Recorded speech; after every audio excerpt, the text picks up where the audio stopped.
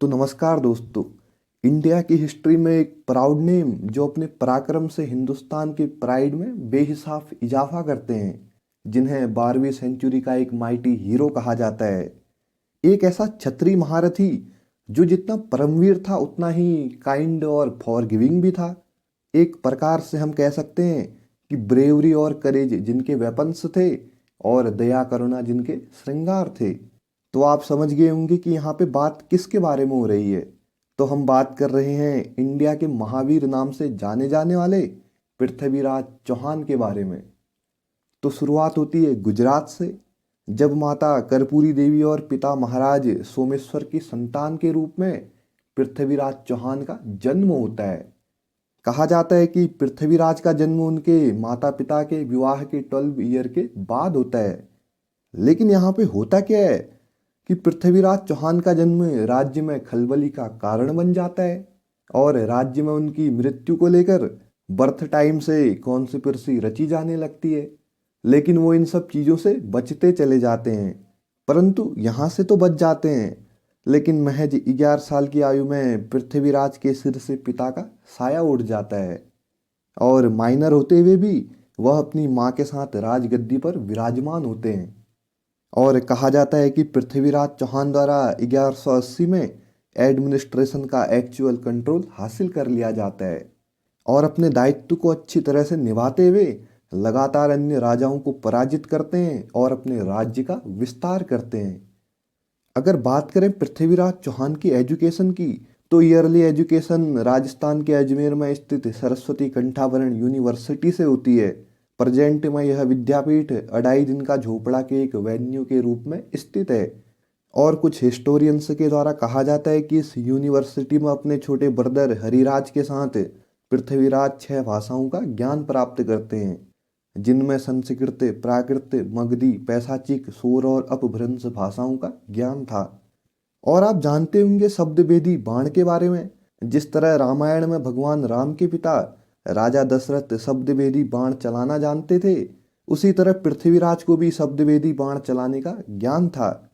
पृथ्वीराज को शब्द वेदी बाण चलाने की एजुकेशन उनके दादा अंगम्म ने दी थी, जो उस समय दिल्ली के शासक हुआ करते थे।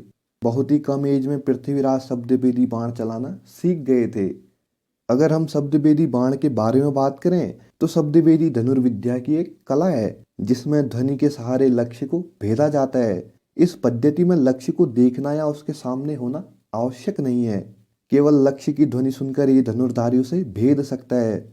जैसा हम जानते हैं कि संसार के प्राचीनतम महाकाव्य रामायण और महाभारत में इस धनुर्विद्या का उल्लेख मिलता है और राजा दशरथ के अलावा श्री राम, श्री कृष्ण, अर्जुन, एकलव्य, गुरु द्रोण, बर्बरीक, पृथ्वीराज चौहान ये सभी धनुर्विद्या में पारंगत थे। और बात रही पृथ्वीराज चौहान की, तो शब्दवेदी बाण के साथ साथ पृथ्वीराज संगीत और चित्रकला में रुचि रखते थे। तो इन सब चीज़ों के बाद और पृथ्वीराज द्वारा अजमेर की गद्दी पर बैठने के बाद उनके चचेरे भाई नागार्जुन द्वारा उनके खिलाफ विरोध किया जाता है। नागार्जुन जो पृथ्वीराज के चाचा विग्रहराज चतुर्थ का पुत्र था। और विरोध होता क्यों है कि चम्मन सिंहासन के लिए कॉन्फ्लिक्ट परिवार की दो शाखाओं के बीच राइवलरी को जन्म देता है और गुडापुरा का किला, जिसे प्रेजेंट में गुड़गांव के नाम से जानते हैं, उस पर कब्जा करना था। और होता क्या है कि नागार्जुन गुडापुरा के किले पर कब्जा कर लेता है। तब जाके पृथ्वीराज पैदल सेना, ऊंट, हाथी और घोड़ों वाली एक बड़ी सेना के साथ गुडापुरा को घेर लेते हैं और नागार्जुन किले से भाग जाता है और पृथ्वीराज की सेना विजयी हो जाती है। फिर चंदेलों के खिलाफ वॉर होती है। होता क्या है कि पृथ्वीराज पद्मसेन की बेटी से शादी करके दिल्ली लौट रहे होते हैं और उनकी टुकड़ी पर तुर्की सेना द्वारा हमला करा जाता है और इस बीच वह रास्ता भटक जाते हैं और अनजाने में चंदेला की राजधानी महोबा में डेरा डाल देते हैं और अपनी उपस्थिति में आपत्ति जताते हुए वह चंदेल शाही माली की हत्या कर देते हैं, जिसके बाद दोनों पक्षों में झड़प हो जाती है। और फिर चंदेल राजा परमर्दी अपने जनरल उदल को पृथ्वीराज पर हमला करने के लिए कहते हैं, लेकिन पृथ्वीराज उन्हें हराकर फिर दिल्ली की ओर रवाना हो जाते हैं। और इन सब चीज़ों के बाद उदल और उनका भाई आल्हा चंदेला दरबार छोड़ देते हैं और चंदेल एम्पायर अपने सबसे मजबूत सेनापतियों की अनुपस्थिति में कमजोर हो जाता है और जहां से पृथ्वीराज चंदेल साम्राज्य पर आक्रमण करते हैं और सिरसागढ़ को घेर लेते हैं और कब्जा कर लेते हैं। और बात रही पृथ्वीराज के एम्पायर की, तो अपनी ऊंचाई पर एम्पायर वेस्ट में सतलुज नदी से पूर्व में बेतवा नदी तक और उत्तर में हिमालय की तलहटी से लेकर दक्षिण में माउंट आबू की तलहटी तक फैला हुआ था। अगर हम अभी इसे प्रेजेंट में समझें तो इसमें राजस्थान, उत्तराखंड, साउथ पंजाब, नॉर्थ मध्य प्रदेश, हिमाचल प्रदेश और पश्चिमी उत्तर प्रदेश के एरिया शामिल हैं। इन सब चीज़ों के बाद फिर यहाँ एंट्री होती है राजा जयचंद की, जो कन्नौज के राजा थे। उनके द्वारा अपने वर्चस्व की घोषणा करने के लिए एक राजसूय समारोह आयोजित किया जाता है। मतलब कि एक समारोह जो एक राजा के अभिषेक का प्रतीक है, जिसमें राजा अपनी संप्रभुता स्थापित करता है। लेकिन पृथ्वीराज इस समारोह में भाग लेने से इनकार कर देते हैं और जयचंद को सर्वोच्च राजा के रूप में स्वीकार करने से भी इनकार कर देते हैं। जहां से होता क्या है कि जयचंद की बेटी संयोगिता को पृथ्वीराज के वीरतापूर्ण कारनामों के बारे में सुनकर उनसे प्यार हो जाता है। और इसी बीच घोर के मोहम्मद गौरी चाहमाना एरिया पर आक्रमण कर देते हैं और तबरे हिंद, जिसे भटिंडा के नाम से पहचाना जाता है, वहां कब्जा कर लेते हैं। और उस टाइम पे यहाँ जियाउद्दीन तुर्क का राज हुआ करता था। और इन सब चीजों के बाद पृथ्वीराज को खबर होती है, जिसके बाद पृथ्वीराज और उनके पुत्र गोविंद राजा जियाउद्दीन के पास पहुंचे और उनकी मदद करते हैं। और जब मोहम्मद गौरी पृथ्वीराज के मार्च के बारे में सुनता है तो वह लड़ाई करने का फैसला करता है और तराइन में पृथ्वीराज की सेना का सामना करता है, जिसे तराइन फर्स्ट वॉर कहा गया। लेकिन मोहम्मद गौरी हार जाता है और पृथ्वीराज चौहान उसे जाने देते हैं।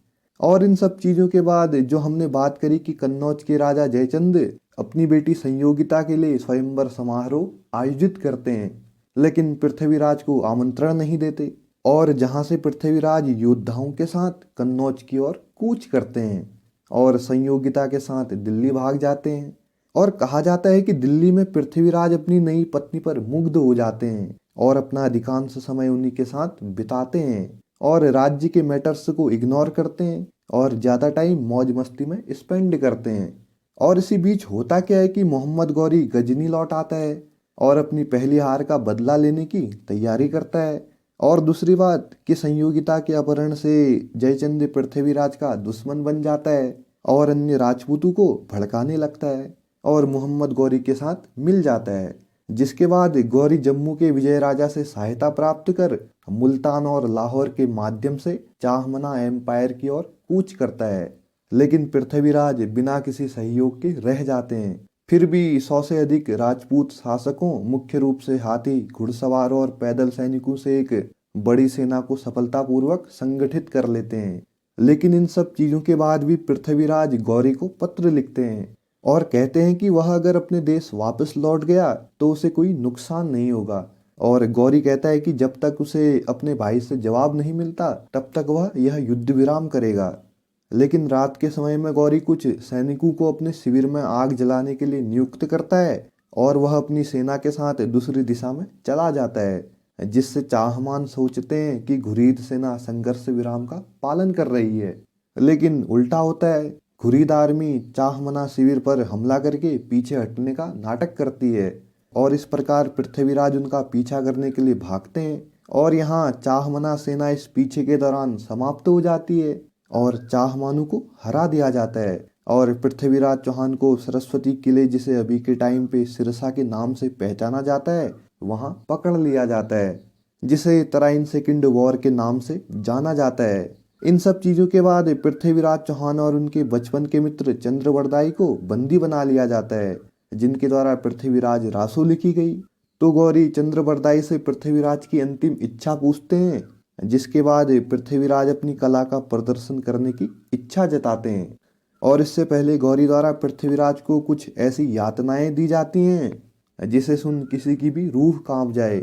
सजा के तौर पर पृथ्वीराज की आंखों में गर्म सलाखें डाल दी जाती हैं और इच्छा पूछने के बाद पृथ्वीराज अपने हाथ में धनुष बाण उठा लेते हैं। और चंद्रवरदाई, जो अपने समय के जाने माने कवि थे, उन्होंने गौरी को देखते हुए कहा कि 4 बांस 24 गज अंगुलष्ट परमाण, ताव पर सुल्तान है मच्चू के चौहान।